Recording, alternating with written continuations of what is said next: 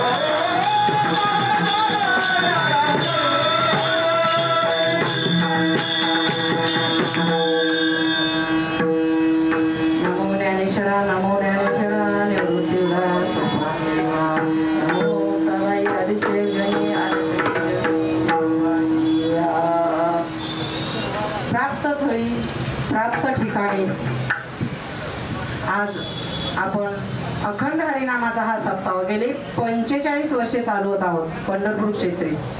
अध्यक्ष उपाध्यक्ष तुम्ही सर्व गुणीजन संत मंडळी टाळकरी आहेत, सारंगी वाजवणारे बाबा आहेत, 2 मृदुंगमणी आहेत, छोटा माझा पांडुरंग उभा आहे बघलेला, खरंच त्याचं कौतुक आहे। इथं उभं राहायचं म्हणलं ना मग कळतं काय होतं, जीव केवढा आहे, तिसरीला का काहीतरी आहे हा बाळ, पण इथं उभा आहे। आणि माझ्या वडिलांची मिरासी गा देवा तुझी चरण सेवा पांडुरंगा, या वयात हे संस्कार आहेत, तर आपल्या वयात काय, आपल्या वयात काय अशी मुलं आली पाहिजे, अशी मुलं आली पाहिजे। ते 2 पाय पण बसले आणि आनंद अशा ठिकाणी इथं बंधन नाही, इथं प्राण्यांना पण बंधन नाही आपल्या इथं, त्यामुळे आनंद जा। आपल्यानंतर हे संस्कृती कोण टिकवणार आहे, आपल्या माघारी कोण टिकवणार आहे, हेच आहेत, त्यामुळे यांना आनंद आहे। बघा मुक्ताई जनाई सखूबाई बसलेत माझ्या, यांना आणलं तर भविष्यात आपला धर्म टिकेल, आपली संस्कृती टिकेल। आणि तुम्ही नाही आले चालेल, त्यांना पाठवचा, आपला संसार संपणार कधी, 4 लोकांच्या खांद्यावर दिल्यावर तोपर्यंत संपतोय का, संसार संपतच नाही, आपण संपलं तरी संसार संपत नाही, त्यामुळं संसाराची काळजी करत नाही। घालून या भारत राहिलोनी शेवटी हिरणी संधी विठोबाची, त्यामुळं हा संसार त्याच्यावर भार टाकायचा आणि पुढे निघायचं, मागं वळून नाही बघायचं, तो आहे, तो मागे आहे आणि पुढे आहे, पुढे कुणा अर्जुन. मागे कुणाच्या होत्या? मागे कुणाच्या होता?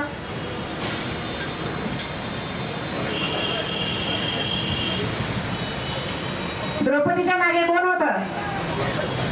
भगवंतच होते ना, भगवंतच होते. त्यामुळे मागे पुढे उभा राहे सांभाळीत आली आगाता निवारा. असे जर आले ना मुलं तर भविष्यात तुम्हाला आपल्या धर्माची काळजी राहणार नाही. जर नाही आले, आपला धर्म आपण आहे तोपर्यंत टिकणार नाही, आपण आहे तोपर्यंत टिकणार नाही. त्यामुळे काळजी जेवढी काही 4 असतील ना घरात 2 तरी आणा. 50% तरी येऊ द्या.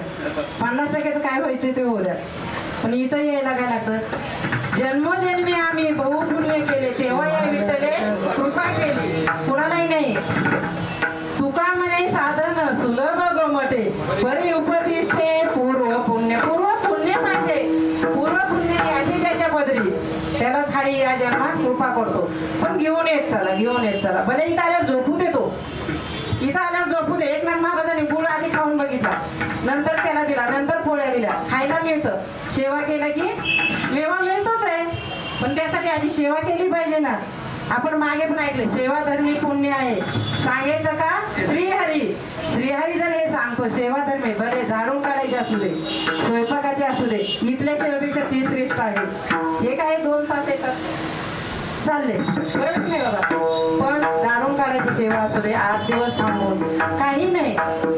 येणाऱ्याला ग्लासवर पाणी जरी दिलं तर ती सेवाच आहे. आणि ती पांडुरंगाची सेवा या क्षेत्री केलेलं कुठलंही पुण्य 1000 पटीने वाढतं.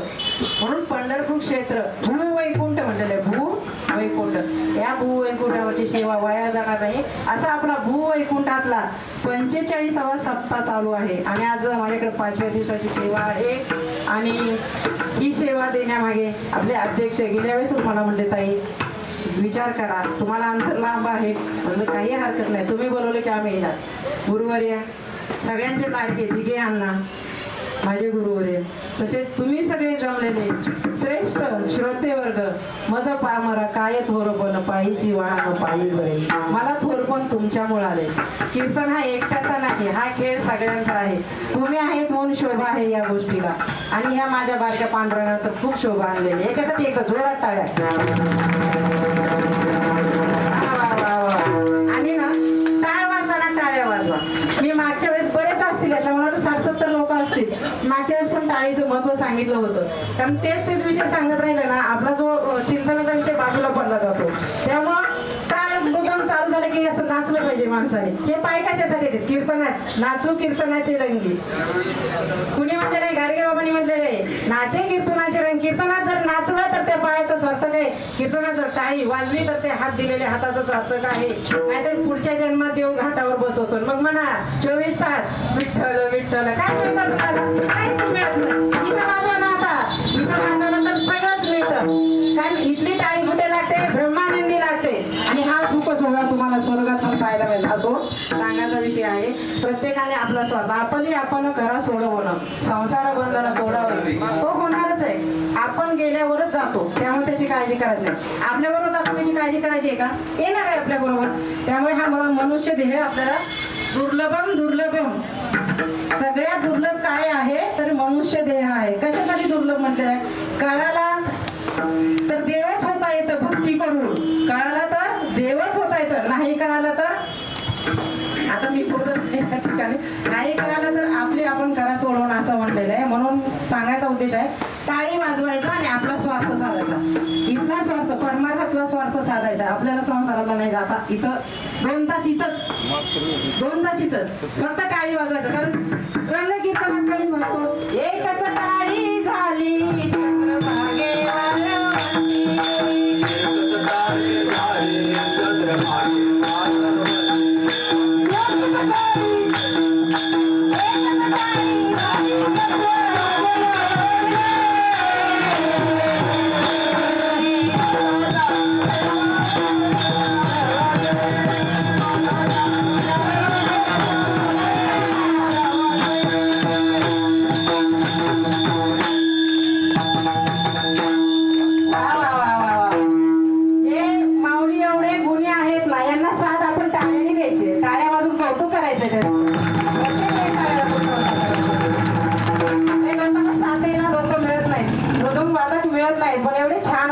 आपल्यापेक्षा ते अग्रेसिव्ह आहे. पुढचे ते वाजवतात, त्यामुळे फक्त टाळी वाजवून साथ द्या माऊलीनो, टाळी वाजवून. त्यात तुमचा स्वार्थ आहे. सांगेन मी नंतर, मागे सांगितलं पुढच्या कीर्तनात सांगेन, कारण आता विषय आणि वेळ ऑलरेडी झालेली आहे आपल्याला, नाही का.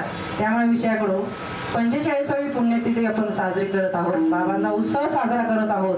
आणि आमच्या जयदास महाराज अक्कावे यांनी सगळ्यांसाठी खूप केलं. आताच कौतुक करत होते, अक्काची तळमळ काय होती सांगत होते माऊली. आणि म्हणे त्यांची तळमळ असल्यामुळे त्यांच्या कृपेनं त्यांना वाटलं की तुम्हाला इथं बोलवावं. हे माझंच परंपरा आहे, माझीच कुठेतरी परंपरा आहे, माझ्याच पूर्वजन्मीची कुठं तर पुण्यही शिल्लक आहे. माझ्या गुरुवर्यांचे, माझ्या आई वडिलांचे माझ्यावरती खूप उपकार आहेत, म्हणून मला आज ही सेवा मिळालेली आहे या ठिकाणी. कारण आप्पा मगाशी मला म्हटले की ताई असं असं आहे, आणि अक्कांची खूप इच्छा होती इथं असं कीर्तन व्हावं. तर आम्ही तो विचार केला आणि तुम्हाला बोलवले. तुम्हाला लांब नाही यावं म्हणतं, काही हरकत नाही, सेवेसाठी कुठेही जायला तयार होतो. आपण आयुष्यात आहे काय, एक क्षण मोजले जातात बघा. आयुष्यात 24 तासात आज मी काय केलं हे मोजलं जात नाही. 24 तासात मी तर 1.5 तास उभे किंवा तुमच्या सहवासात आहे, वैष्णवांच्या संगतीत आहे, तेच माझं आयुष्य तिथं मोजलं जातं ईश्वराच्या दारामध्ये. बाकी 24 तासातले 22 तास वजा 0 इथं हिरो होत आहेत, बाहेर नाही.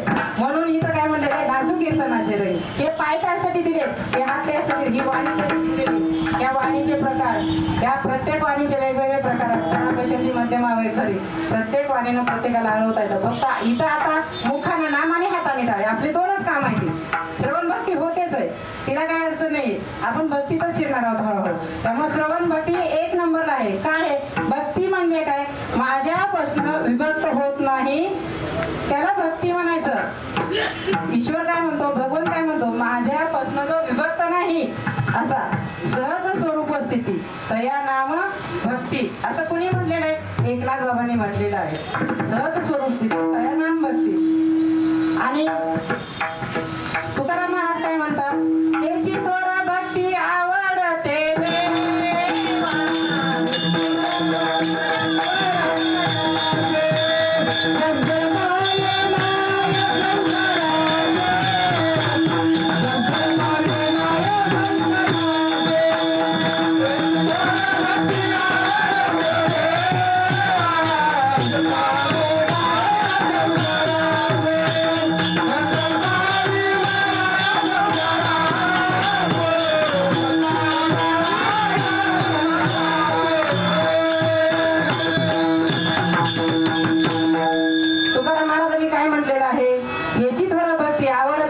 संकल्पावी माया संसाराची.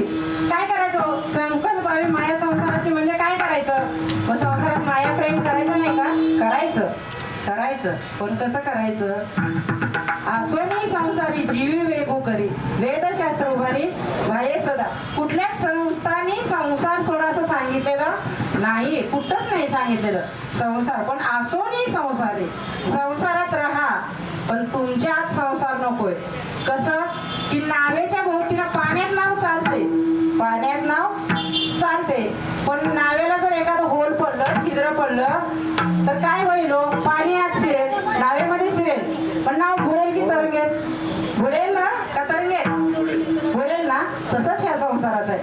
ही प्रेमरूपी दोरी आहे ना, ही दोरी ईश्वराच्या चरणाला बांधायची. संसारातलं प्रेम देवावरती लावायचंय, भगवंताला लावायचंय, आणि हा संसार चालवायचा आहे. तेव्हाच हा संसार अवघाची संसार सुखाचा करीन, आनंदे भरीन तिन्ही लोक. कधी होईल जाई ना गे माये तया पंढरपुरा, भेटे ना माहेरा आपुलिया. मागे पण सांगितलं लौकिक संसारामध्ये फक्त स्त्रीला माहेर आहे, बरोबर आहे, फक्त स्त्रीला माहेर आहे. परंतु पारमार्थिक संसारामध्ये पुरुषांना पण माहेर आहे. भेटे ना माझी या माहेरा, नाही का, माझ्या माहेराला जाईल ना ग माहेर तया पंढरपुरा, भेटे ना माहेरा माझी या. अशी सोय आहे का हो कुठं पृथ्वी तलावर, कुठे आहे का पुरुषाला माहेर असण्याची सोय आहे का. एकमेव आपल्या पंढरपूर क्षेत्री आहे. आणि हे माझ्या मायबापाचं, सगळ्यांचं, तुमचं, माझं, सगळ्यांचं. इथं जातीभेद नाही, वर्णभेद नाही, प्रकृती पुरुष हा पण भेद नाहीये. त्यामुळं इथे काय या रे लहान थोर बनते याती नारी नर, सगळ्यांना येते, सगळ्याशी येते आहे अधिकार, बरोबर आहे. मग त्या अधिकाराचा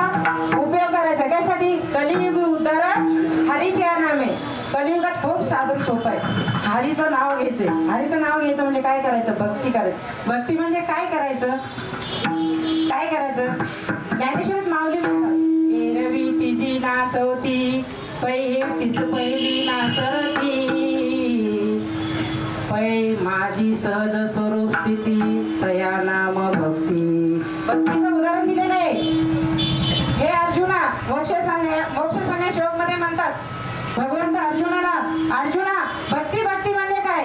ती पहिली नाही, दुसरी नाही, ती तिसरी नाही, चौथी नाही, शेवटीची पण नाही. भक्ती म्हणजे काय? माझी सहज स्वरूप स्थिती, माझी स्वरूप स्थिती आहे त्यालाच भक्ती म्हणायचं, दुसऱ्या कशालाच भक्ती. मग सहज स्वरूप आपल्या आत्म्यामध्ये प्रकट होण्यासाठी काय करायला लागेल? भक्ती करायला लागेल.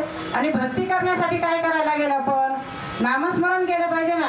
मग नामस्मरण करताना टाळी वाजवली का नाही हे कोण बघायला येतं का? आपली आपण वागायची आणि आपली आपण वाजवायचे. म्हणून तुकाराम महाराज म्हणतात ह्याची थोडं भक्ती. तेच थोडस नाथबाबांकडे गेलं. काय म्हणतात? अरनिशी माझी कथा, अरनिशी माझी कथा, अरनिशी माझी वार्ता, अरनिशी माते द्याता भक्ती नाम तत्वता. एकनाथ बाबा म्हणतात अहर्निशी म्हणजे रात्रंदिवस, अहर्निशी 24 तास माझी कथा करा. अहर्निशी माझी वार्ता, रात्रंदिवस माझी वार्ता करा, चर्चा करा, माझी चर्चा करा. अहर्निशी माते ध्याता, मला ध्यानात धरा, मला अंतःकरणात बघा तुम्ही. तया भक्ती नाम तत्वता, त्यालाच भक्ती हे नाम आहे असं उद्धवाला कोण सांगतात? भगवंत सांगतात. भागवतामध्ये 3 संतांच्या 3 वेगळ्या व्याख्या झाल्या, बरोबर आहे की नाही? मग आपण कुठली करायची? आपण दिनचर्या बघायची थोडीशी. नारद मुनींनी सांगितलेली आहे. नारद मुनी भक्ती सूत्रात सांगतात पूजा आधी करून ईश्वराला प्राप्त करता येतं, ती पण भक्तीच आहे. कथा करून ईश्वराला प्राप्त करता येतं, गर्ग ऋषी सांगतात, ती पण भक्तीच आहे. पण त्या कथेमध्ये मनाचा वितुष्ट आलं तरी पूर्णता येत नाही. पूजेमध्ये एखादं साहित्य कमी पडलं पूजा करताना तरी ती परिपूर्णता येत नाही, बरोबर आहे? आत्मविरोधी नीती हे कोणी सांगितलेले आहे? शांडिल्य ऋषींनी सांगितलेलं आहे. पण शांडिल्य ऋषी ते म्हणतात आत्माने आपण जरी स्मरण करत असं त्यात पण मनात वितुष्ट कुठला तरी षडविकारापैकी एखादा जरी चुकून आपल्या भोवतीने फिरून गेला तरी त्यात उणीव राहते. मग पूर्ण भक्ती कोणती?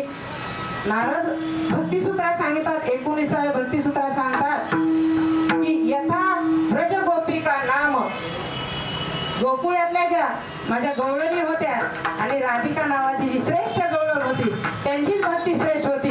कारण त्या काय होत्या?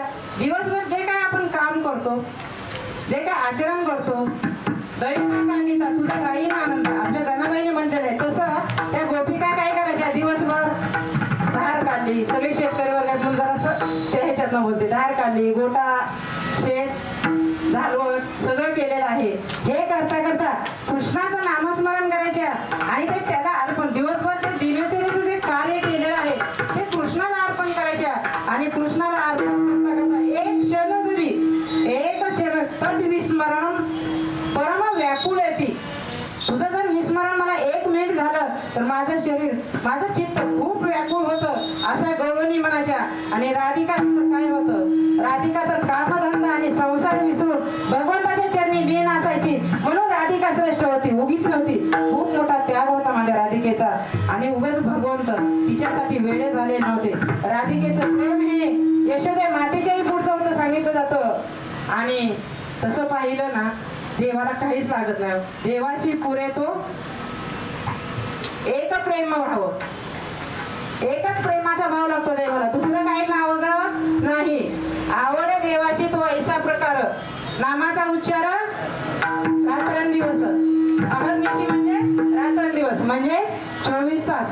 तर अशा येत ब्रज गोपिका नाम, ह्या गोपिकाच फक्त त्या भक्तीसाठी अधिकारी होत्या आणि त्यांनी प्राप्त करून घेतली. मग आता भक्ती तुम्ही म्हणताय तर भक्ती म्हणजे काय करायचं? नक्की पूजा केला तरी अडचण कमी आहे. मग काय केलं पाहिजे? कथा श्रवण केली पाहिजे. तरी पण मनात आपण इथं बसलो पण घरचा विचार आहे, काय वितुष्ट आलं ना कथेमध्ये, तेव्हा होत नाही. तिसरं काय आहे, आत्म्याने जरी आपण सतत सतत अनुसंधानामध्ये राहिलो ईश्वराच्या, तरी पण कुठेतरी मन हे उडून जातं, चंचल आहे. पण ते लावायचंय कुठं? देवाच्या पायात. चंचल हे मन लावा देवा पायी.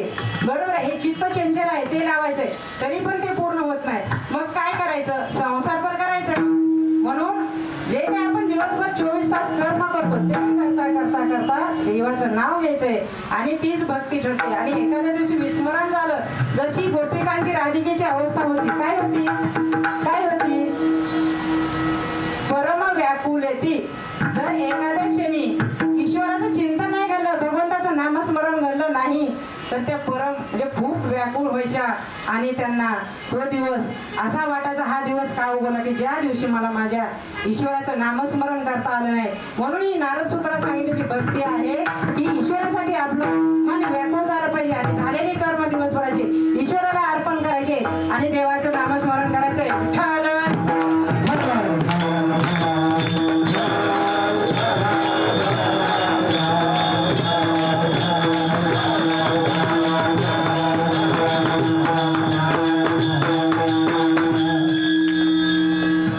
आता हे झालं नारदांनी सांगितलेलं.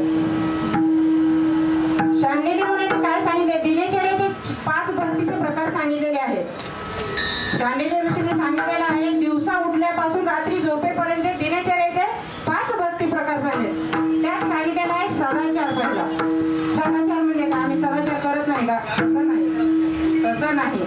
सदाचार म्हणजे सकाळी उठलं ना, आपल्या वाणीची शुद्धी करायची, देहाची शुद्धी करायची, आपल्या शरीराची शुद्धी झाली, वाणीची झाली, दरव्याची झाली, सगळ्याची शुद्धी झाली. 1 नंबरचा प्रकार झाला सदाचार. हे तर आपण सगळे करतोय, पण थोडासा बदल आहे. दुसरा कार काय आहे? अभिगमन. अभिगमन मध्ये काय सांगितलेलं आहे? अभिगमन मध्ये शांडिल्य ऋषी म्हणतात की स्नान करा, आंघोळ करा, देवाची प्रार्थना करा आणि थोडीशी सात्विक कर्म करा. हे 2 नंबरची भक्ती सांगितलेली आहे. उठल्याचा दिनक्रम. आपण एका दिवसातली भक्तीचे प्रकार पाहत आहोत, कशी भक्ती करायला पाहिजे, नाही का? तिसरी भक्ती काय सांगितलेली आहे? उपादान. उपादान म्हणजे काय? की चांगल्या मार्गाने पैसा कमवा, धन मिळवा आणि ते आपल्या कुटुंबाच्या उदरनिर्वाहासाठी वापरा. याच्यासाठी काय म्हणतो तुकाराम महाराज काय म्हणतात? जोडून या धन.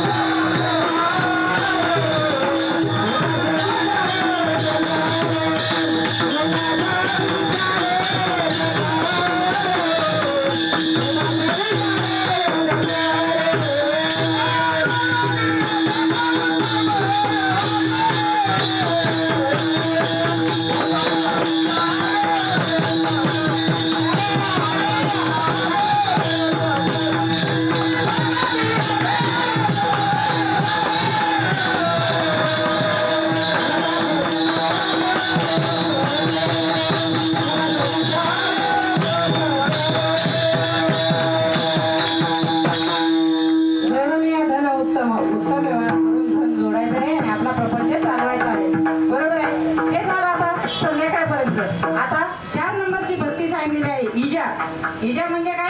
संध्याकाळी आपण महिला वर्ग शक्यतो जास्त यात सामील असतो. आता शुभम करोती वगैरे हा प्रकार नाही राहिलेला. काही वैष्णवाच्या घरी दिवा लागला की हरिपाठ होतो. धन्य त्या जन्मल्या, नाही का? ज्यांच्या घरी होतो खरंच त्या धन्य आहेत. कारण आपल्या वैष्णव समाजामध्ये काकडा आणि हरिपाठ प्रत्येकाला आला पाहिजे. हरिपाठ असेल, काकडा असेल, तुम्हाला जीवनात कशाची गरज पडत नाही. हेच धन आहे आपलं. परमार्थ महाधन, जोडी देवाचे चरण, हेच महाधन आहे. त्यामुळे संध्याकाळी देवाबत्ती केली, देवासमोर दिवा लावला, अगरबत्ती लावलेली आहे, त्यावेळेस सगळ्या घरातल्या मंडळी मिळून देवापुढे बसायचंय आणि देवाला प्रार्थना करायची आहे. जी काय असेल, कोण बैठकीला जातं सद्गुरूच्या, कोण माऊलीला मानतं, कोण तुकाराम बाबांना मानतं, कोण बाळूमामाला मानतं, कोण माझ्या पांडुरंगाला मानतं, पण सगळ्या दिंड्या येतात कुठे? महासागरात. हा महासागर आहे भक्तीचा आपला. या महासागरालाच कोणी कोणतीही करा, कोणतीही करा, पण करा, हा त्याचा उद्देश आहे. संध्याकाळच्या वेळी ही झाली 4 नंबरची भक्ती.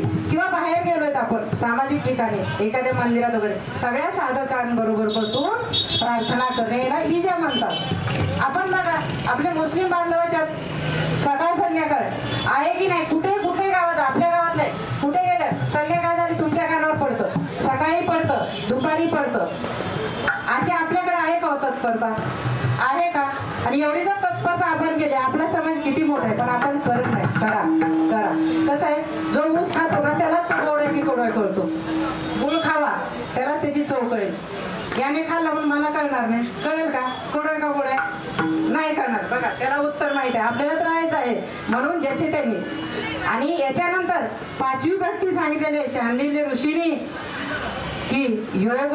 योग म्हणजे हातपाय हलवणे, सूर्यनमस्कार घालणे, हा योग नाही, हा भक्ती मार्गातला योग आहे. संध्याकाळी अंथरुणात पडलं, अंथरुणात झोपलं, त्या ईश्वराचं नामस्मरण करा, त्या ईश्वराचं चिंतन करा. तुम्हाला कधी झोप लागली कळणार नाही. समजा नाही झोप लागली, नाही झोप लागली तर काय करा? तुम्ही त्याचं चिंतन करत राहा ना, त्याच्याशी संवाद साधा, तो तुमच्याशी बोलतो. तुम्हाला काय हवं नको सांगू नका, त्याचं गुणगान करा. ते गुणगान करायचं ना, ते गुणगान करताना फक्त मनातला भाव त्याला पाहिजे. थोडं प्रेमाचा भुकेला हाची दुष्काळता याला, त्याला काही नको दुसरं, त्याला फक्त प्रेम पाहिजे, भक्ती भाव पाहिजे, आणि तो अंतकरणाचा पाहिजे. तो तुळशीच्या पानावर पण खुश होतो, पण कधी तुमचं अंतकरण तेवढं शुद्ध नाही का? म्हणून तुकाराम शेवटी म्हणाले शुद्ध. शुद्ध हा शब्द आपण बोलणार आहोत त्याच्यावरती. तर तेवढं अंतकरण. अशी ही 5 दिनचर्येतले भक्तीचे प्रकार शांडिल्य ऋषीने सर. हे अवघड आहेत का? हे अवघड आहेत का? कुणाला कुणाला अवघड आहेत? हात वर. कुणाला अवघड आहेत? नाहीत ना? एकाला सुद्धा अवघड नाही. कोण कोण करणार? बघा पांडुरंगाच्या दारात साक्ष आहे आणि तो आत बसलेला आहे, तिथं मंदिरात जायची गरज नाही. वसे तो देव तुझ्या अंतरी, बरोबर आहे ना? वसे तो देव तुझ्या. माऊलीनो सगळ्यांना सांगणे आहे, ठीक आहे, 100% नाही, 50%, 10% जरी केलं तरी इथं पडल्याचं समाधान आहे मला. 10% काम करता म्हणायचे राम राम. हा, कामामध्ये काम काही म्हणा, हेच करायचं आपल्याला. असं शांडिल्य ऋषीने हे 5 प्रकार सांगितलेले आहेत. आता तुम्ही भक्ती भक्ती म्हणता, मग हे भक्ती केल्यानंतर काय होतो? तुम्ही भक्ती भक्ती सांगताय, भक्ती केल्यावर काय प्राप्त? आम्हाला काय फायदा आहे त्याचा? काय फायदा आहे? एक तर भक्ती सांगू तुम्हाला, भक्तीची लक्षणं अशी आहेत. भक्ती जर तुमच्या अंगात भिनली तर त्या भक्तीच्या ह्याने गुणरहित भक्ती आहे. गुणरहित, तिला कसलेही गुण लागत नाहीत भक्तीला. ती गुण पाहत नाही भक्ती, गुणरहित आहे, कामना रहित आहे. दुसरी कामना रहित म्हणजे कुठलीच वासना, कुठलीच भावना, कुठलीच इच्छा मनात राहत नाही. प्रतीक्षण वर्धमानम. तिसरं प्रतीक्षण, क्षणाक्षणाला ती वाढत राहते तुमच्या अंतःकरणात भक्ती. आणि ही वाढलेली भक्ती असेल तर ती कधीच अविच्छिन्न, ती कधीच खंड होत नाही, ती सतत पुढे वाढत राहते, ती निरंतर चालत राहते. मग ही झाली 4 लक्षणं. सूक्ष्मतरम, सूक्ष्मतरम ही नारदांनी भक्तिसूत्र 54 मध्ये सांगितलेली ही भक्तीची लक्षणं आहेत. तुमच्या अंगात भक्ती भिनल्यानंतर काय होतंय? कारण आपल्याला भक्तीवरच बोलायचं, पण भक्तीच टाकते मी. सूक्ष्मतरम म्हणजे काय? आता ही हवा चालली, हवा दिसते का तुम्हाला? जाणवते की नाही? जाणवते ना? मग काय होतं? सूक्ष्म म्हणजे ती डोळ्याला दिसत नाही, पण जाणवते, तिचं वास्तव्य आहे हे आपण मान्यच केलं पाहिजे. ही सूक्ष्मतरम. आणि 6वी त्याची अवस्था आहे की ती अनुभवायची. अनुभव, भक्ती ही अनुभवाची गोष्ट आहे. भक्ती ही दाखवायची गोष्ट नाही. मला जो अनुभव आलाय माझ्या ईश्वराचा, माझ्या भगवंताचा, हा मी अनुभवाचा आहे, हा इतरांना सांगून चालणार नाही. म्हणून अनुभव असे नारद मुनी भक्तिसूत्र नंबर 54 मध्ये सांगतात. आणि त्याप्रमाणे आपण शांडिल्य ऋषीने सांगितलेलं आहे, त्याप्रमाणे जर आपण दिनचर्येचं जरी अवलंबन केलं तरी ती भक्ती आपल्या जीवनात उतरल्याशिवाय राहणार नाही. विठ्ठल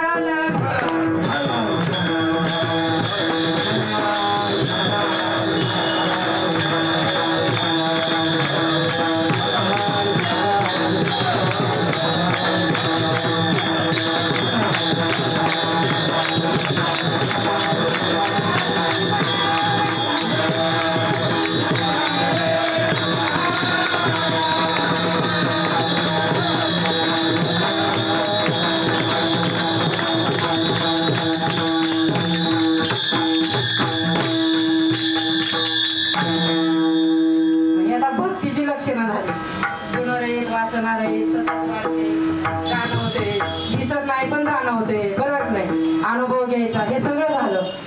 मग हे केल्यानं काय होतं?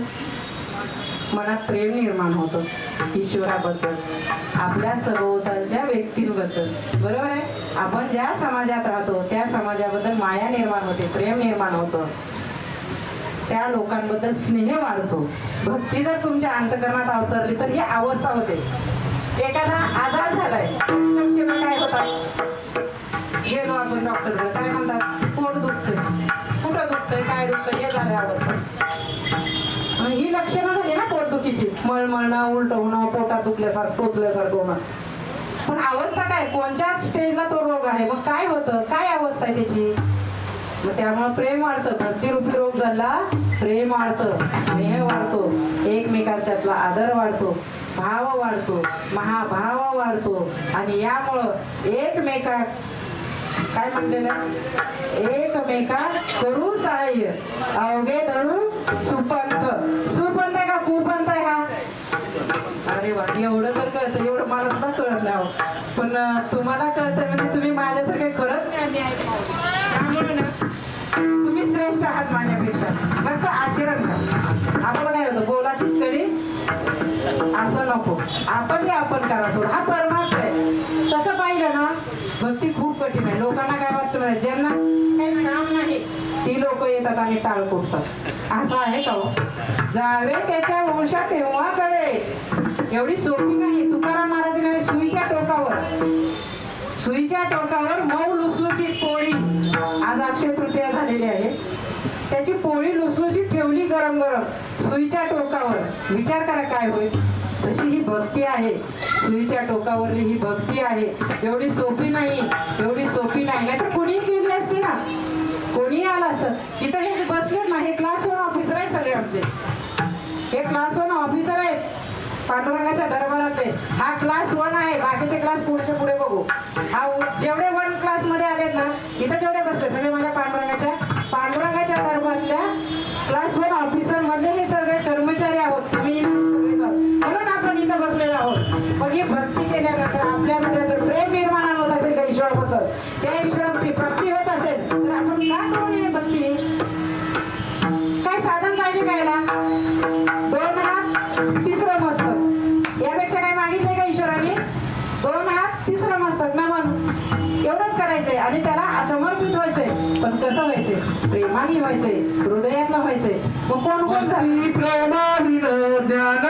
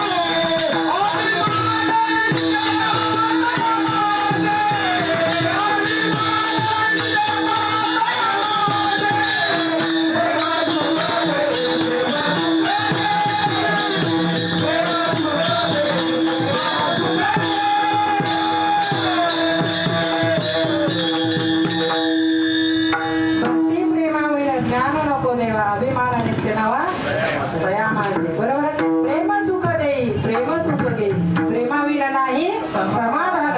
जर प्रेमाविना समाधान नाही, भले प्रपंचात असू दे, प्रेमच लागतं. आणि परमार्थामध्ये सुद्धा आपण कुणाचं नाही घातलंय? गरीब मालकाचं घालतो. इथं जगाच्या मालकाचं घातलेलं आहे ना, त्यामुळं त्याच्यावर पण प्रेमच पाहिजे. आणि प्रेम असल्याशिवाय समाधान नाही आणि आयुष्य सुंदर नाही. हे पण तेवढंच कराय. म्हणून महाराजांनी खूप छान उदाहरण दिलं. भक्ती प्रेमाविना ज्ञान नको देवा. तेव्हा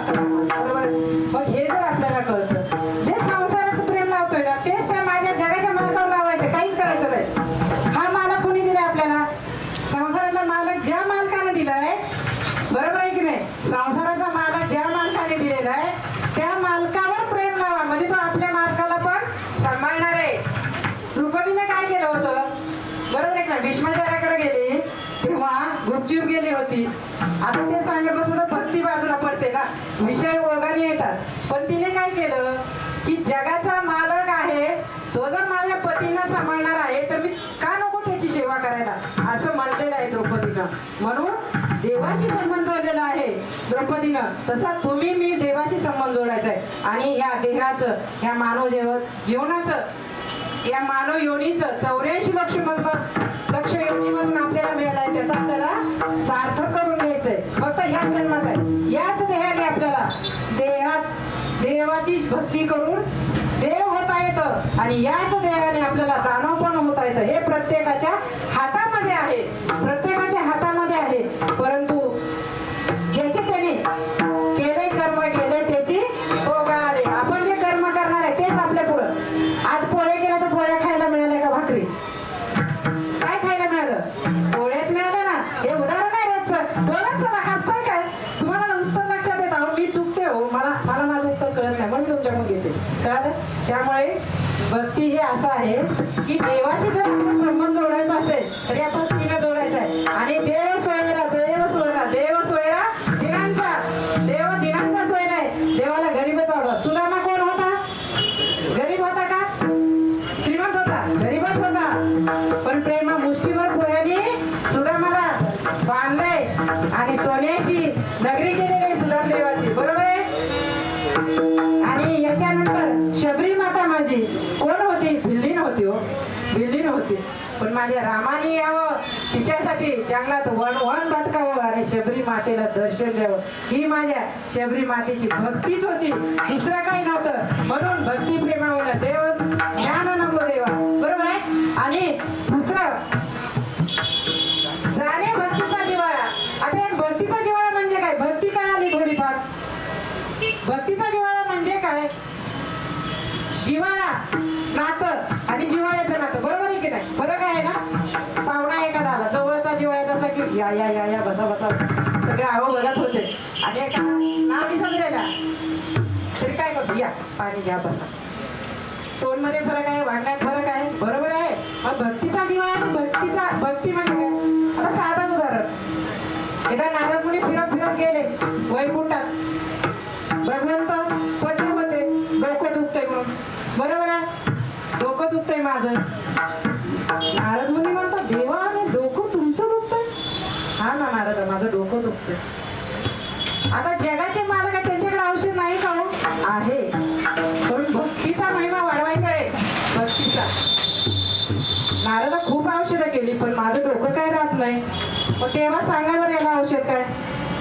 जा म्हणे पंढरपूर क्षेत्री जयदास महाराजांच्या मठामध्ये सप्ताह चालू आहे आणि त्या सप्ताहामध्ये भक्त बसले. त्या भक्ताच्या चरणाची धूळ घेऊन ये आणि मला आणून माझ्या कपाळाला लाव, तेव्हा माझं डोकं थांबेल. नारद मुनी म्हणाले, काय सांगताय हे तुम्ही? अरे तुम्ही जगाचे मालक आणि चरणाची धूळ मागताय. का बरं चरणाची धूळ मागतात? का मागतात? संत चरणीचे रज लागता सहज, वासनेचे बीज जळून येत आहे. मग राम नामे उपजी यावरी, सुख घडोघडी वाढू लागे. सुख घडोघडी कधी वाढता? आवड निर्माण झाल्यावर. पण कधी? संत चरण. लोटांगण काय घ्यायचं महाद्वारी हो? काय घ्यायचं लोटांगण? नामदेव पायरी बशी महाद्वारात लोटांगण काय घ्यायचं? हे जे चरणाची धूळ असते भक्तांच्या वैष्णवांच्या, ती धूळ आपल्या अंगाला लागली की आपल्या अंगातले जे काय षडविकार आहे, जे काय पाप आहे केलेलं आतापर्यंत, काही वाचिक मानसिक 3 प्रकारचे जे काय ते जळून जातात आणि मग राम नावे उपजी यावरी, सुख घडोघडी. म्हणून ते लोटांगण घ्यायचं, हा त्याच्या मागचा सिद्धांत आहे. नारद आले फिरत अवघड काम आहे, आले. आता आपण कीर्तन सुटल्यावर जातो, एका भक्ताला आवाज दिला, ए म्हणे दादा थांब. काय? थांब जरा, तुझ्या पायाखालची माती घेऊ दे. कशाला पाहिजे? घ्यायचे. बर ठीक आहे, घे. वैष्णव आहेत ना आपण. वैष्णवांच्या पोटी सामान्य जनतेबद्दल जिव्हाळा असतो, प्रेम असतं, हृदय त्यांचं प्रेमाने अतोनात भरलेलं असतं. येतात आणि चालले. अरे म्हणे कुठे चालले तुम्ही? म्हणे ही धूळ नेतो आणि देवाला देतो. भगवंताचं डोकं दुखतंय, ही धूळ लावल्याशिवाय डोकं थांबणार नाही. सामान्य भक्ताचं उदाहरण सांगते.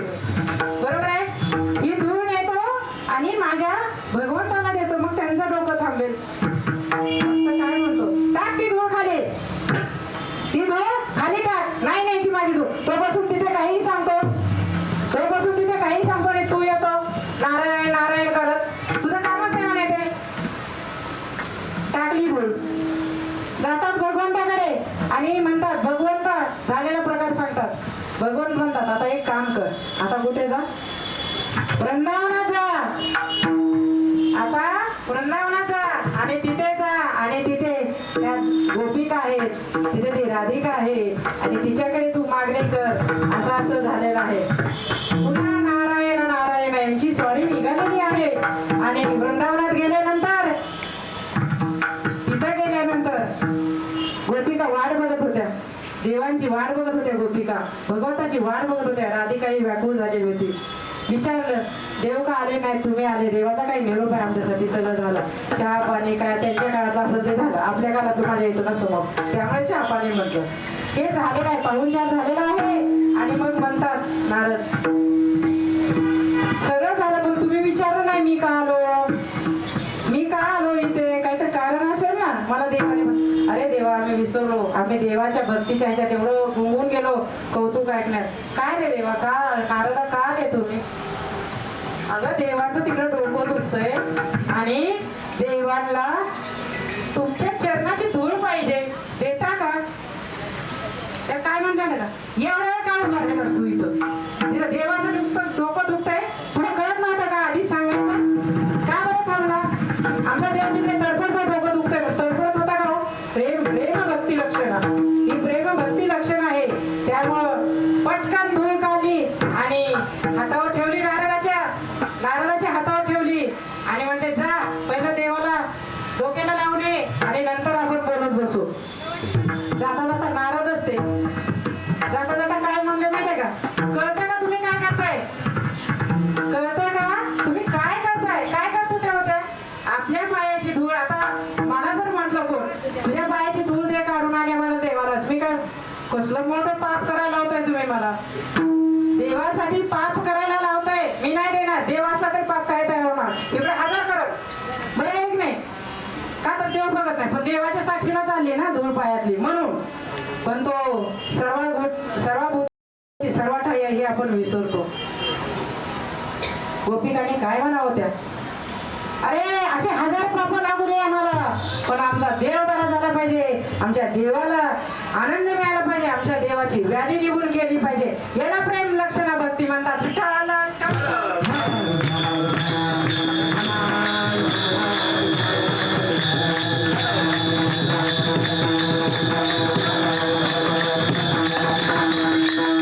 याला जिव्हाळ्याची भक्ती म्हणतात. जी गोपिका आणि भगवंताच्या भक्ती आहे ती जिव्हाळ्याची भक्ती आहे. आणि आपली भक्ती म्हणजे इथं ज्या संतांनी काय वैष्णवांनी म्हटलं टाक ती माती खाली मला पाप लागेल, ही सामान्य भक्ती झाली आणि ही जिव्हाळ्याची भक्ती. मला भक्ती साधारण भक्तीमध्ये भक्ती येते, तिचे काय असतं देवाला भक्ती करताना साधारण भक्ती म्हणजे काय, आपल्या सुखासाठी आपण साधारण भक्ती करतोय, आपल्या सुखासाठी केलेली भक्ती ही साधारण भक्ती आहे. आणि हिला साधारण भक्ती, मग हिचे अधिकारी कोण होती, कुब्जा होती, देवाबरोबर होती ती कुब्जा, ही या साधारण भक्तीची अधिकारी होती. दुसरी काय सामाजिक भक्ती, याची कोण अधिकारी होती की देवाच्या सुखासाठी आणि स्वतःच्या सुखासाठी जी भक्ती केली जाते त्या भक्तीमध्ये माझी रुक्मिणी माता येते आणि माझी राई माता येते. राई रुक्माबाई विठोबा सावळा बरोबर आहे, या दोन माता येतात, सीता माता येते आणि ह्यांनी ही सामान्य भक्ती केली.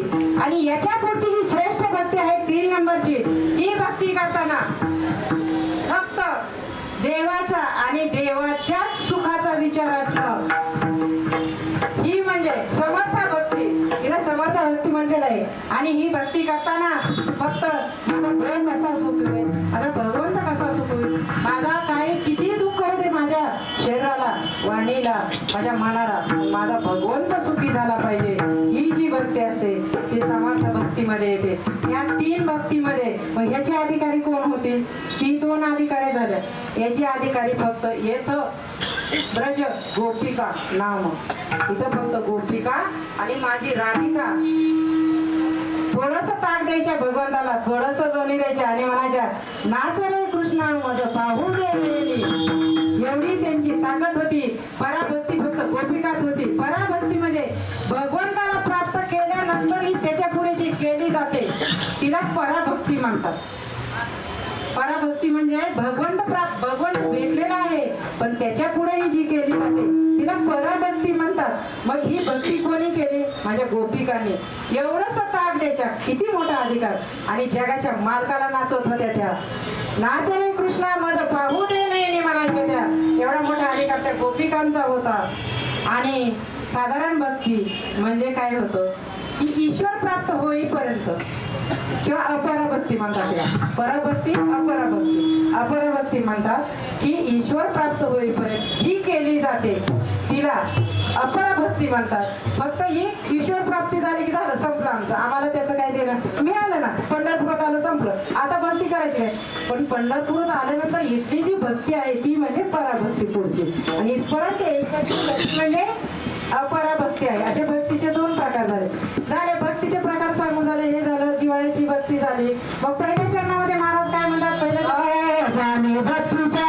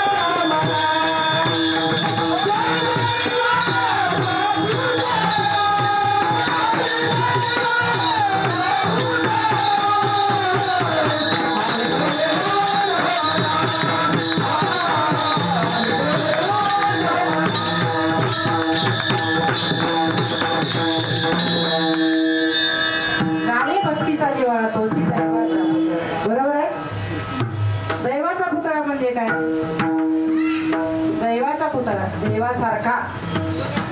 जे देवाचा पुतळा केल्यावर देव कसा शाप असतो? देवाचा पुतळा म्हणजे दैवाचा पुतळा आहे.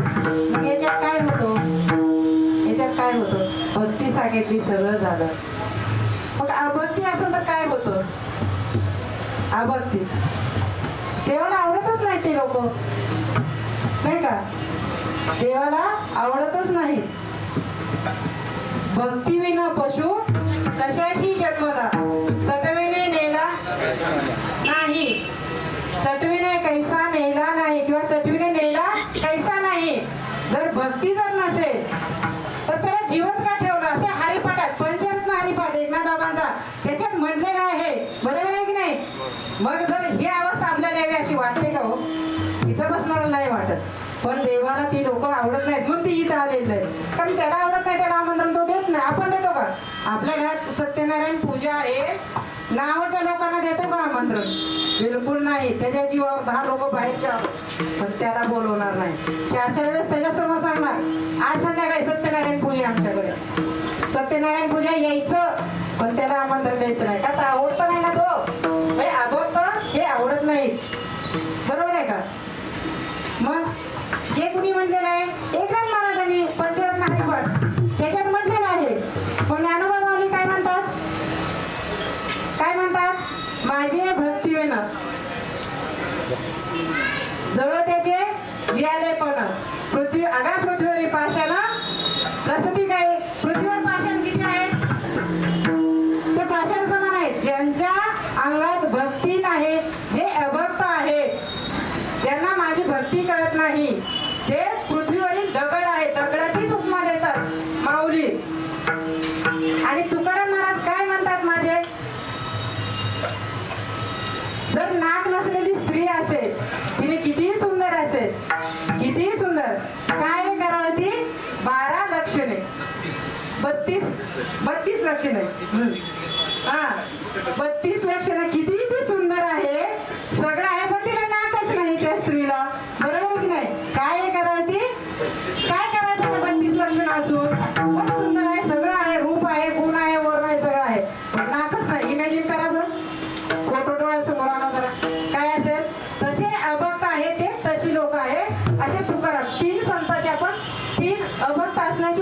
पाहिजे. देवाला अभक्त आवडत नाही. म्हणून जाणे दैवाचा पुतळा. बरं, तोची दैवाचा पुतळा. जाणे भक्तीचा जिव्हाळा, तोची दैवाचा पुतळा. मग दुसऱ्या चरणामध्ये काय म्हणतात महाराज? आणि गणू हे माझे मला, आणि गणू हे माझ्या मला, आणि गणू हे माझ्या मला, आणि गणू हे माझ्या मला,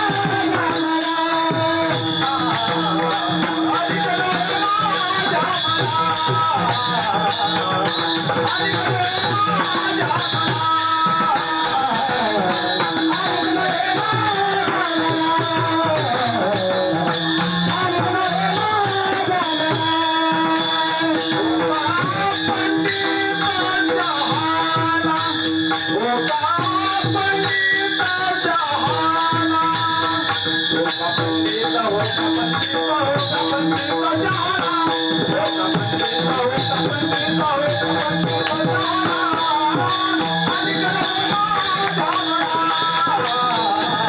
आणि गणू हे माझ्या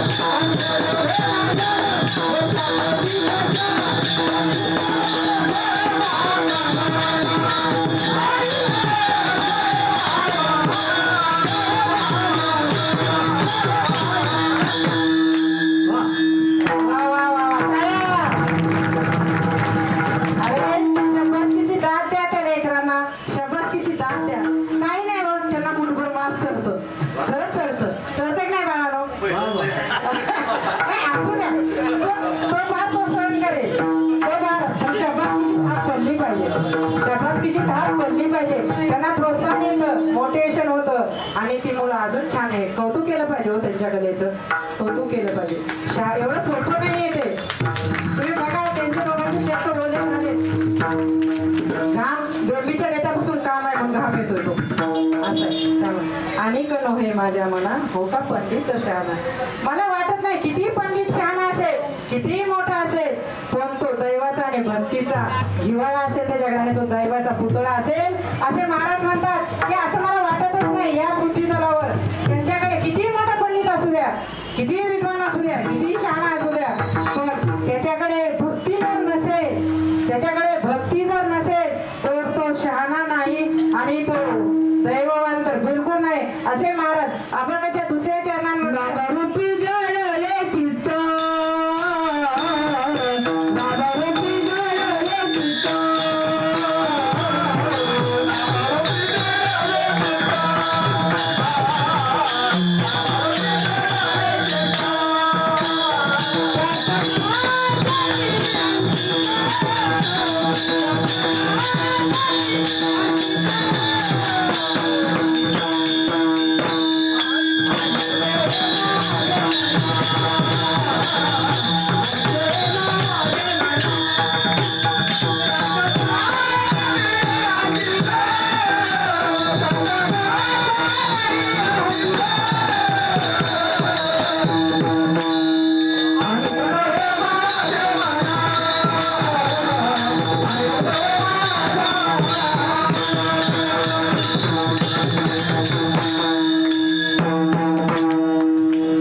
नामरूपी जळले चित्त, नामरूपी जळले चित्त त्याचा दास मी अंकित. कोणी म्हणावं या माझ्या जगद्गुरूंनी म्हणावं, माझ्या जगद्गुरूंनी. भक्ती ज्ञान वैराग्याचे साक्षात मूर्तिमंत उदाहरण म्हणजे माझे जगद्गुरु तुकोबार आहे, त्यांनी म्हणावं या गोष्टी की मी त्यांचा दास आहे, त्यांच्या अंकित आहे. कुणाच्या? नाम रूपी जळले चित्त म्हणजे मन, बरोबर आहे, हृदय. नाम रूप याला एवढं महत्व का? शेवटच्या जगात महाराज म्हणतात नवविधा भक्ती. पण नवविधा भक्तीमध्ये काय येतं? काय येतं? श्रवणम, कीर्तनम, स्मरणम या 3 पहिल्या भक्ती आहेत नवविधातल्या. ह्या नामाला प्रधान आहेत. नाम श्रवण करावं, नाम संकीर्तन करावं, नामाचा स्मरण करावं. ह्या 3 भक्ती ह्या नाम प्रधान आहेत, म्हणून नाम झाले. आणि त्याच्यानंतर पादसेवन, बरोबर आहे, पूजनम, अर्चनम, अर्चनम पूजनम, पादसेवन, वंदन, बरोबर आहे. तुम्ही सांगताय तुमच्याकडे येतात, मी सगळ्या सांगणार आहे. येत आहे सख्यत्व शेवटी पहिल्या मधल्या 3 झालेत, आपल्या मधल्या 3 झालेत.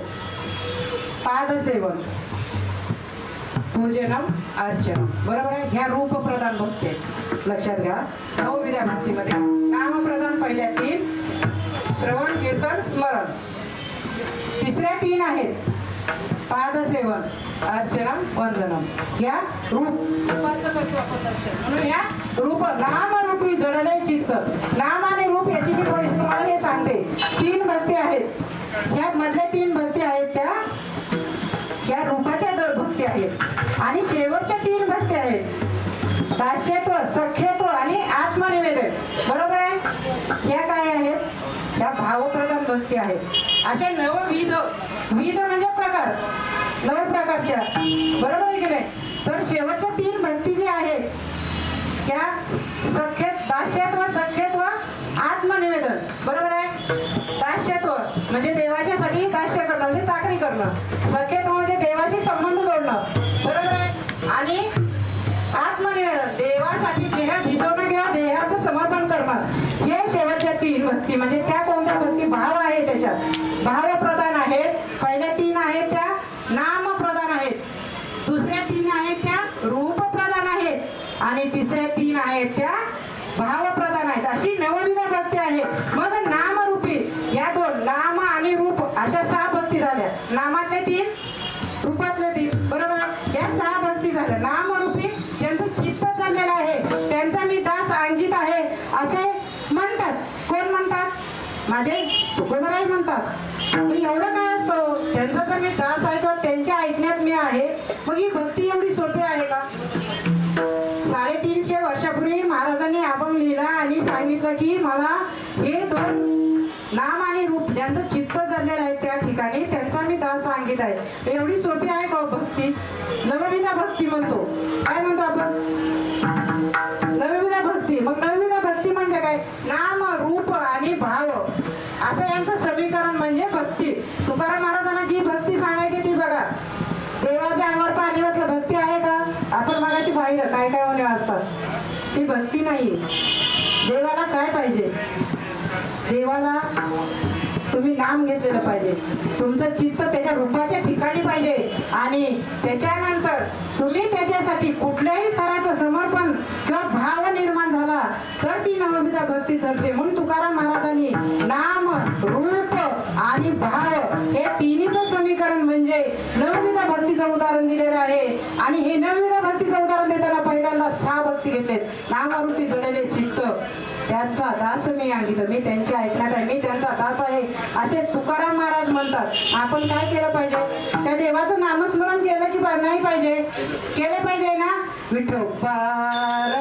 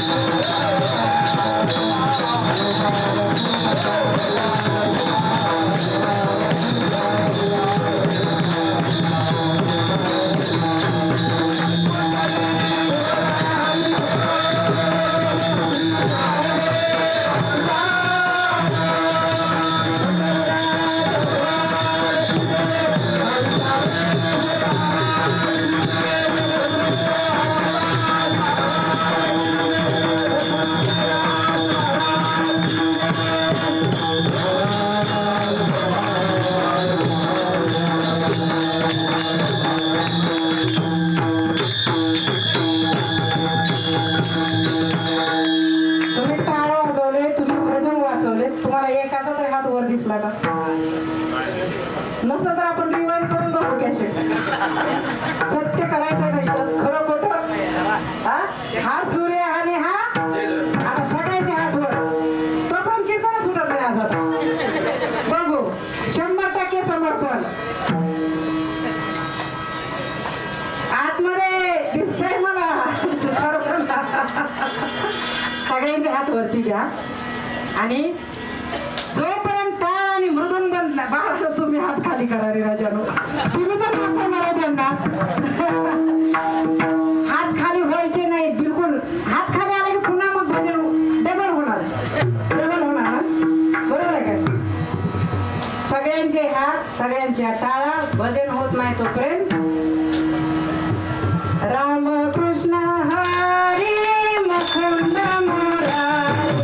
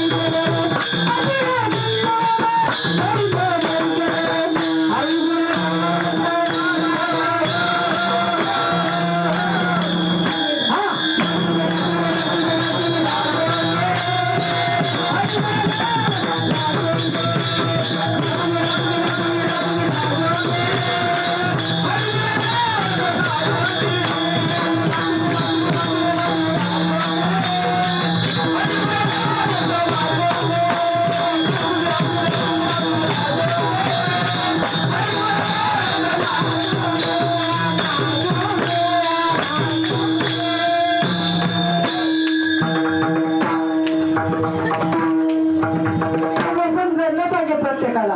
हे व्यसन प्रत्येकाला जडलं पाहिजे आणि जावे त्याच्या वंशात तेव्हा कळेल. बरोबर आहे. तरुण मुलं व्यसन करतात, बरेच लोक व्यसन करतात. बरोबर आहे का? करू नका, करू नका. घर बर्बाद होतं, कुटुंब बर्बाद होतं, गावात बदनामी होते, मुलांना बायकाला तोंड दाखवायला जागा राहत नाही. व्यसन करायचं तर हरिभक्तीचं करा. जाम पे जाम क्या पीते हो, जाम पे जाम क्या पीते हो, रात को पियोगे ते सुबह उतर जाएगी, रात को पियोगे ते सुबह उतर जाएगी. हरि नाम का प्याला पी के देख, प्यारे तेरी जिंदगी संवर जाएगी. प्यारे तेरी जिंदगी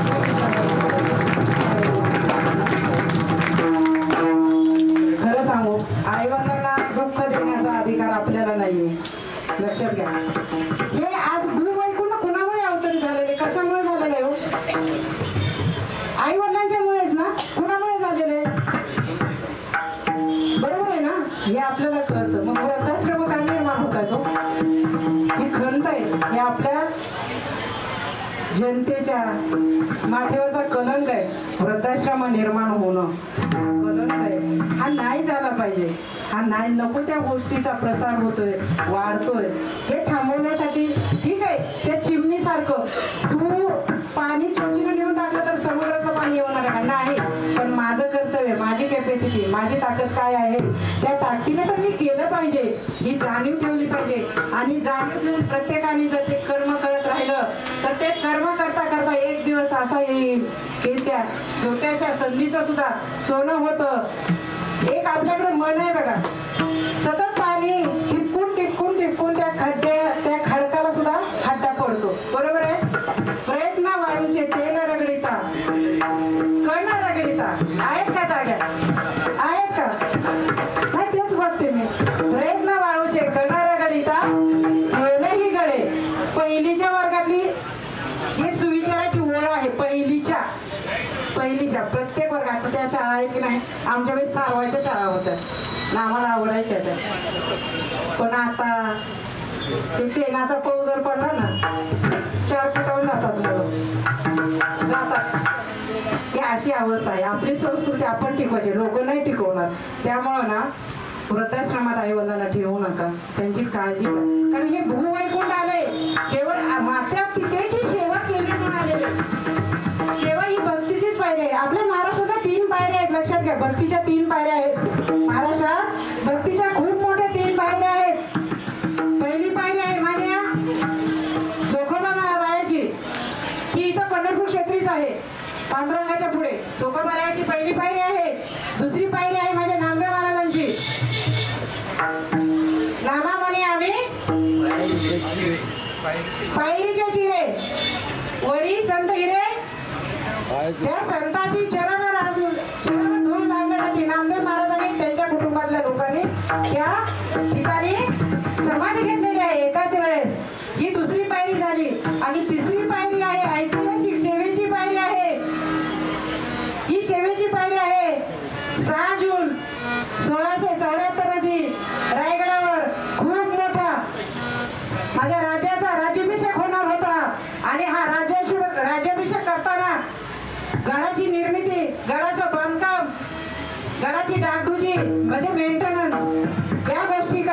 जेव्हा एखाद्या अभियंता आता तुम्ही कुठलंही बांधायचं म्हणलं तर इंजिनियर शोधता, त्याला अभियंता म्हणतात मराठीत इंजिनियरला, बरोबर आहे. ते इंजिनियरकडे जाता, प्लॅन काढता, हे करायचं ते करायचं. तसे त्या काळी महाराजांनी हिरोजी इंदलकर यांच्यावर ही कामगिरी सोपवली होती. 6 जून 1674 रोजी माझ्या राजाचा वाढदिवस होता, सॉरी राज्याभिषेक होता. आणि या राज्याभिषेकासाठी सगळ्यांनी आता सप्ताह भरलेला आहे. 7व्या दिवशी सगळ्यांना पगार मिळणार आहे, बरोबर आहे, पगार मिळणार आहे. तसा राज्याभिषेक सोहळ्याच्या वेळेस पगाराचा दिवस होता, सगळ्याचा मान सन्मान होता सगळ्यांनी. पण ज्यांनी हे गडाची डागडुजी बांधकाम, छान पायऱ्या वगैरे केलेल्या आहेत असे माझे हिरोजी इंदलकर, त्यांना महाराजांनी आवाज दिला. महाराज म्हणले, हिरोजी पुढे या, तुमचा सन्मान राहिलेला आहे. हिरोजी म्हणले, मला सन्मान नको महाराज, मला सन्मान नको. नाही नाही नाही, एवढी छान तुम्ही राजधानी उभी केलेली आहे आणि तुमच्यामुळे आज हा कार्यक्रम छान व्यवस्थित पार पडतोय, तुम्ही या. तेव्हा माझे हिरोजी पुढे आलेले आहेत आणि हिरोजी म्हणतात, मालक महाराज मला द्यायचंय तर मी मागल ते द्या, दुसरं देऊ नका. काय काय द्या? एकच द्या मालक, एकच द्या मालक, एकच द्या. या रायगडाच्या पायरीवर माझं नाव कोराची अनुमती तुम्ही द्या, माझं नाव कोराची अनुमती द्या. आणि हीच ती महाराजांची भक्तीची सेवेची तिसरी पायरी.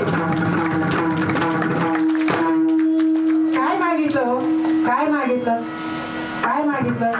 पोरांनी किती छान दाद दिली, माझ्या अंगावर शहारे आले. असं मला वाटायला की मी त्या प्रसंगात आहे. खूप छान. आणि मग त्यावेळेस त्या पायरीवरती नाव कोरण्याची अनुमती दिली सेवेच्या ठाई तत्पर हिरोजी इंदलकर. ही महाराष्ट्रातली तिसरी ऐतिहासिक पायरी आहे. त्या पायरीला म्हणतात छत्रपती शिवाजी महाराज, कर्मवीर संभाजी महाराज की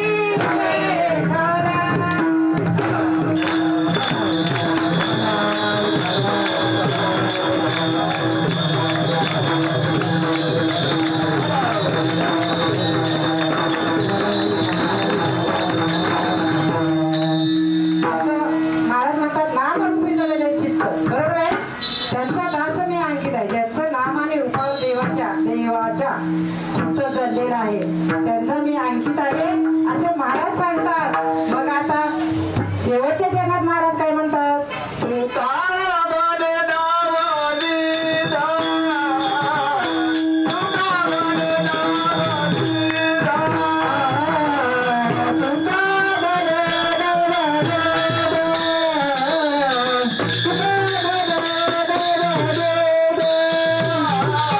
तुका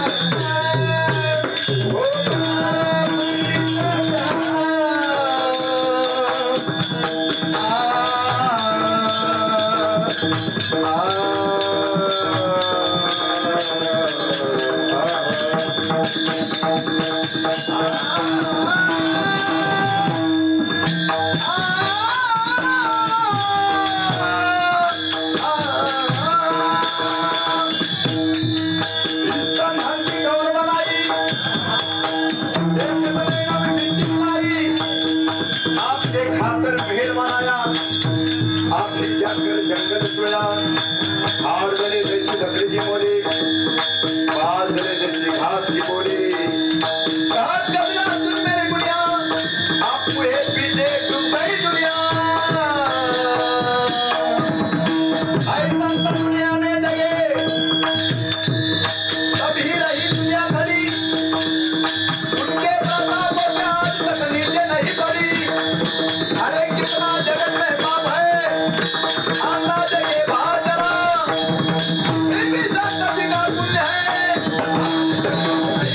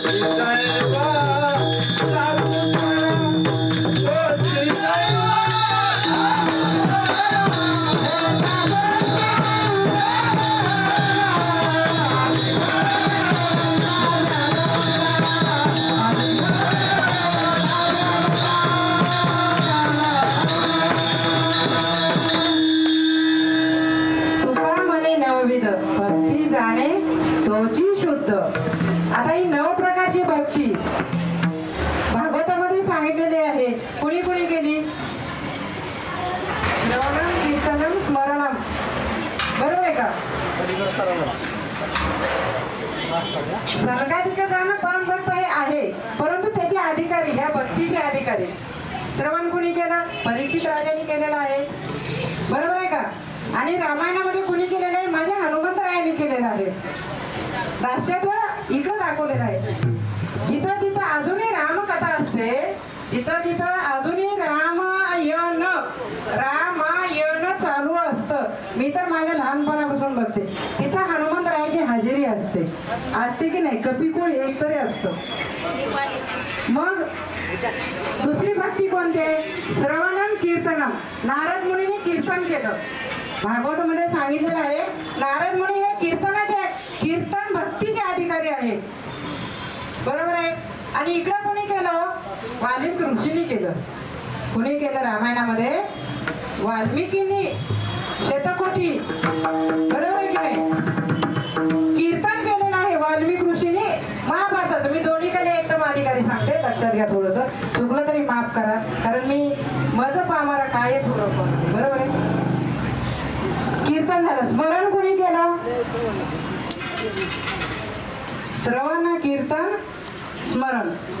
बरोबर आहे का? स्मरण कुणी केला? कुणी केलं ते उत्तर तुला माहिती आहे? बोल बोल. नाही, कोणाला माहित आहे? श्रवणम कीर्तनम स्मरणम.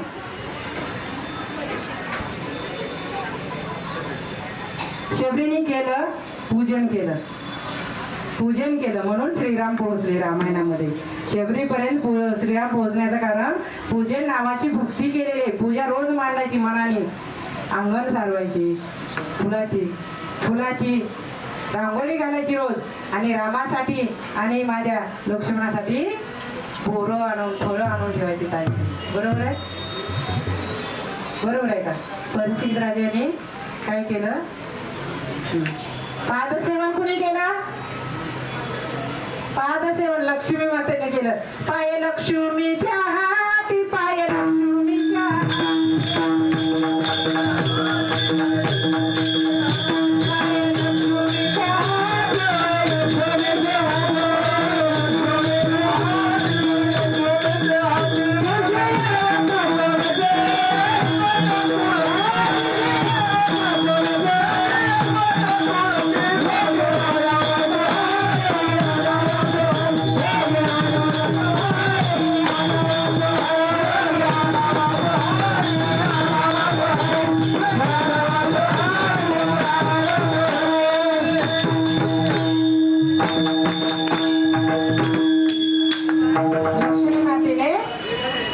सेवन केलेलं आहे. बरोबर आहे? आणि पूजनम अर्चनम, पुढची भक्ती दास्यत्व, सख्यत्व आणि आत्मनिवेदन. बरोबर आहे की नाही? पूजन कोणी केलं? पृथ्वीराजाने केलं. पृथ्वीचं पूजन पृथ्वीराजाने केलेलं आहे. बरोबर आहे? आक्रूराने वंदन केलेलं आहे. आणि दास्यत्व कोणी केलं? हनुमंतरायाने केलेलं आहे. बरोबर आहे? हनुमंतरायाने केलेलं आहे. आणि तिकडं दास्यत्व रामायणामध्ये लक्ष्मणाने केलेलं आहे. रामायणामधलं दास्यत्व लक्ष्मणाने केलेलं आहे. पूजन रामायणातलं शबरी मातेने केलेलं आहे. आणि पादसेवन भरत राजाने केलेलं आहे. भरताने काय केलेलं आहे? पादपूजाच केली ना. 14 वर्ष पादुक्याचं पूजन केलेलं आहे. रामायणातले अधिकारी भरत आहेत. आणि सख्यत्व इकडे अर्जुनाने केलेलं आहे भागवतामध्ये कृष्ण अवतारात. आणि रामायणामध्ये सख्यत्व सुग्रीवाने केलेलं आहे. सुग्रीव हा मैत्री या नात्यानं श्रीरामांना युद्धामध्ये मदत करतात आणि सीतामातेला सोडवण्याचं कार्य सोपं करतात. आणि आत्मनिवेदन समर्पण नावाची जी शेवटची भक्ती आहे नवविधा, ती भक्ती त्याचे अधिकारी माझ्या इकडं कोण आहे? बळीराजा. बरोबर आहे? बळीराजा इकडं आहे. आणि रामायणामध्ये माझे जटायू आहेत. कारण जटायूने जर दिशा दाखवली नसती तर रामायणाची दिशा वेगळीच ठरली असती. म्हणून जोरदार या भक्तांसाठी टाळ्या वाजवा जरा. टाळ्याच वाजवायचे, काय नाही.